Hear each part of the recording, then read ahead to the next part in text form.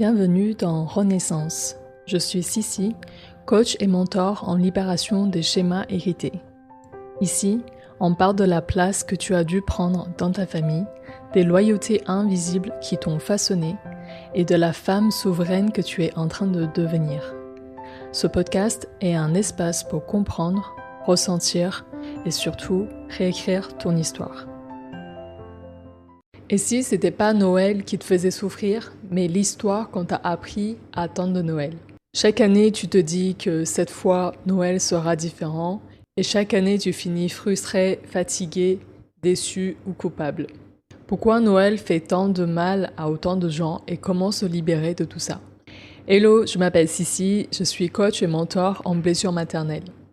Si tu ne me connais pas, cette chaîne est dédiée pour les femmes qui souhaitent se libérer des schémas familiaux et vivre de façon plus sereine. Donc là, on est fin décembre, Noël s'approche à grands pas.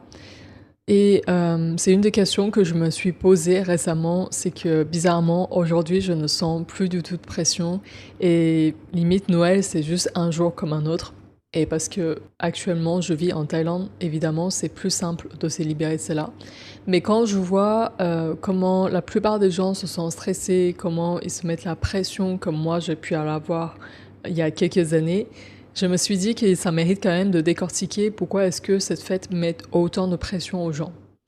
Il faut savoir que Noël est une fête assez symbolique qui représente la famille, l'union, etc. Et je pense que ça vient beaucoup aussi des conditionnements qu'on peut avoir à travers des films, à travers de ce qu'on peut voir chez les gens, ce qu'on peut idéaliser autour de Noël. Ce qui fait que ça met beaucoup de pression et ce qui est dangereux, je pense, c'est qu'il y a beaucoup de femmes ou hommes d'ailleurs qui pensent que Noël va magiquement réparer leurs blessures familiales, leurs blessures d'enfance. Comme par magie, Noël va rassembler tout le monde autour de l'amour, du partage et tout ira bien. Un autre truc aussi, c'est qu'il faut reconnaître que Noël aujourd'hui est devenu très commercial. Donc autre chose qui met beaucoup de pression, je pense, c'est se dire qu'il faut faire des cadeaux. Déjà, cette charge mentale de se dire qu'à cette période-là, il faut que j'offre des cadeaux ou j'attends X nombre de cadeaux, je pense que c'est un conditionnement parce que est-ce que ça veut dire que sans cadeau, ça serait pas une fête réussie? Voilà, à méditer, mais en tout cas, je pense que c'est une fête qui est devenue vraiment ultra commerciale, qui pousse tout le monde à l'achat dans la même période. Ça ne veut pas dire que c'est mauvais de s'offrir des cadeaux, je pense que c'est toujours un acte généreux quand ça vient du cœur et ça fait plaisir à la personne aussi de recevoir et d'offrir. Mais ce qui me titille plus, c'est le fait de se dire que parce que c'est Noël, parce que c'est décembre, alors il faut qu'on pense aux cadeaux, il faut s'offrir des cadeaux, sinon ce n'est pas normal. Donc vous savez peut-être maintenant que j'ai vraiment plus de mal avec des conditionnements et donc mon but c'est aussi de vous éveiller à prendre conscience que peut-être il y a des choses que la société, la culture nous imposait jusqu'alors et nous laissait pas en fait le choix de réfléchir par nous-mêmes. Est-ce que ça fait du sens pour moi tout ça? Est-ce que je me sens alignée avec tout ça? Personnellement, c'est pas quelque chose avec lequel je me sens alignée, ce truc de surconsommation et ce conditionnement, se dire que parce que c'est Noël, il faut penser aux cadeaux, etc. Même si, bien sûr, moi aussi, j'ai participé et j'ai fêté, bien sûr, des Noëls avant, comme tout le monde. C'est juste que là, aujourd'hui, je mets vraiment en cause beaucoup de choses. Et je pense qu'en étant à l'étranger, en vivant dans une autre culture, ça m'ouvre aussi, ça me permet aussi plus de liberté à réfléchir sur tout ça. Donc, pour revenir au sujet central, pourquoi Noël fait aussi mal pour certaines personnes? C'est parce que quand on vient d'une famille dysfonctionnelle, eh bien le Noël magique n'existe pas. Il est très différent de Noël qu'on peut vous vendre à la télé, à travers des films, ou bien à travers des livres et tout ça, du conte qu'on nous raconte depuis petit. La réalité peut être très très différente. Ça peut être souvent une source de conflit, l'occasion aussi de raviver les anciennes blessures, de revenir à une ancienne dynamique familiale qui n'est pas simple pour nous. Donc c'est vraiment un moment assez critique et assez sensible pour beaucoup et c'est pour ça que ça peut être une période assez chargée pour beaucoup de gens. parce que tout simplement, Noël remet en lumière ce qui n'allait pas, ce que tu n'as peut-être pas eu jusqu'à là. Peut-être que maintenant tu vois que tu n'as pas eu l'amour, la sécurité que tu attendais enfant. Et donc c'est très difficile quand on n'a jamais fait ce travail de deuil. C'est très difficile quand on a du mal à séparer l'idéalisation et ce qui est la réalité. Donc Noël fait mal parce que nous rappelle ce qu'on n'a jamais eu. Et c'est pas tant parce que c'est raté ou etc. C'est juste que, en plus, quand la majorité des gens fêtent Noël autour de nous, ça met une espèce de pression et on peut se dire, mais moi, j'ai pas la famille aimante que vous avez.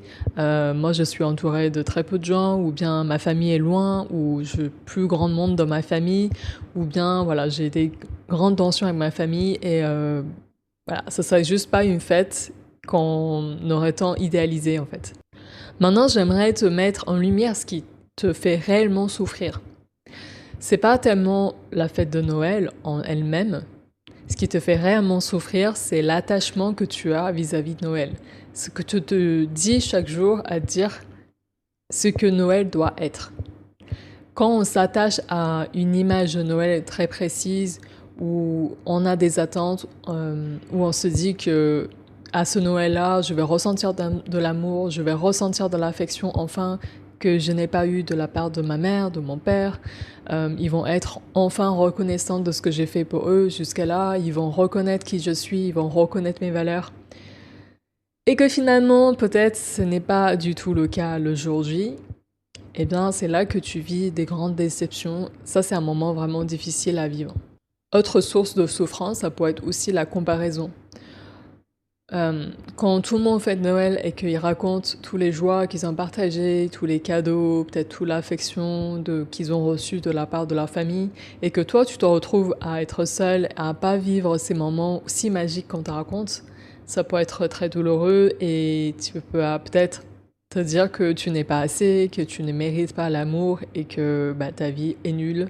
Ce genre de pensée peut encore plus t'enfoncer dans les idées négatif et ça va pas t'aider en fait à te détacher de tout ça. Un autre point qui est très important, c'est la culpabilité. La culpabilité concerne peut-être les femmes qui ont choisi peut-être de ne pas fêter avec leur famille, avec leur mère, parce que ils ont les dynamiques familiales assez toxiques. Tu peux quand même ressentir ce poids et cette culpabilité de ne pas être là et d'être une mauvaise fille, encore une fois. Ou bien, autre scénario, c'est se dire que peut-être vous n'avez pas profondément envie d'aller, mais vous allez quand même et vous ne ressentez pas ce que vous ressentez et vous ne vous sentez pas aligné aussi d'être là parce que vous vous êtes forcé à aller et que finalement c'est pas aligné avec ce que vous voulez vraiment. Moi, c'est ce que j'ai vécu et c'est ce qui m'a fait choisir de faire un choix, en fait, de faire un choix honnête avec ce que je ressens réellement. Parce que j'avais vraiment l'impression d'être là pour les autres, pour faire plaisir à mes sœurs, pour faire plaisir à la famille, pour préserver l'image de la famille, etc. Parce que c'est une fête de famille. Mais au fond de moi, je n'avais aucune envie d'être là. Je trouvais assez hypocrite les échanges qu'il y avait et c'était pas du tout aligné avec qui je suis. Et donc ça m'a demandé du courage, ça m'a demandé du travail de faire le point sur ça et de reconnaître ma vérité et d'être honnête avec moi-même. Et je pense que ça c'est vraiment un point qui m'a aidé vraiment à libérer et à petit apprendre à affirmer ce que je ressens vraiment et à incarner ma vérité. Donc c'est un chemin, mais ça se fait. Et aujourd'hui, je suis très fière de vous dire que je vis Noël avec beaucoup plus de sérénité. Je n'attends plus qu'il se passe des choses exceptionnelles, que j'ai une famille magique, qui est réunie, qui partage l'amour, etc.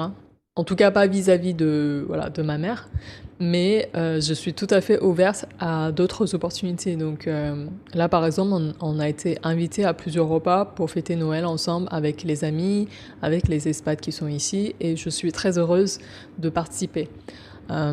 Mais ça m'allait très bien aussi de juste pas fêter Noël parce que je considère pas aussi important Noël aujourd'hui dans ma vie et je pense que vraiment c'est un travail qui peut se faire avec un accompagnement de vraiment se détacher de cette fête-là. Parce que plus vous mettez du focus sur une chose, plus cette chose a de l'emprise sur vous. Alors que si vous détachez de ça et que vous avez finalement pas d'attente vis-à-vis de cette fête et que limite vous vivez un jour comme un autre, ça peut juste avoir moins de pouvoir sur vous. Et d'autres points que je voulais aborder, c'est que l'année dernière, j'ai fêté Noël autrement. J'ai décidé de fêter Noël avec des amis et on avait invité les amis à la maison. On a fait un karaoké ensemble, on a fait des jeux ensemble et vraiment on a passé de super bons moments ensemble. Et tout ça pour vous dire que Noël n'est pas obligé d'être comme celui qu'on nous a vendu dans les films. On peut très bien aussi de choisir de réinventer cette fête. Donc on peut fêter avec des amis, on peut choisir de partir en voyage, on peut choisir juste de fêter ce moment-là avec soi-même parce qu'on est notre famille. Et toutes les idées sont bonnes et il n'y a pas en fait de règles vraiment à ce qu'on doit faire, ce qu'on doit fêter comme Noël. Et ce n'est pas parce que vous fêtez Noël différemment ou vous décidez de ne pas fêter que c'est raté et que ça dit quelque chose sur votre valeur. Donc vraiment, le fait d'avoir fait ce travail de détachement, ça m'a beaucoup libérée et vraiment aujourd'hui, je vis plus les mêmes souffrances que avant et c'est ce que je vous souhaite. Donc voilà, j'espère que cet épisode t'aurait fait du bien, t'aurait réconforté, et puis t'aurait peut-être donné des idées pour fêter Noël différemment. En tout cas, avec beaucoup moins de poids, avec beaucoup plus de légèreté et beaucoup plus de paix et de sincérité envers toi-même. Partagez-moi en commentaire ce que vous en pensez. Est-ce que ça te donne envie de fêter Noël différemment, de réinventer cette fête? Comment tu vois Noël aujourd'hui? Donc voilà, peut-être que ce Noël n'est pas parfait, mais s'il est juste, s'il te correspond et si tu vis d'une façon alignée, je pense que c'est le plus important. En tout cas, je vous fais des gros bisous et j'espère que vous fêtez ou pas cette période de fin d'année avec beaucoup de paix et d'amour. Je vous envoie plein d'amour. Ciao. Merci d'avoir écouté jusqu'au bout. J'espère que l'épisode du jour t'a plu et t'a pu aider. Si c'est le cas, n'hésite pas à partager autour de toi et à laisser une jolie note sur la plateforme d'écoute de ton choix. Et puis je te souhaite une très belle journée ou une très belle soirée et je te donne rendez-vous à mardi prochain.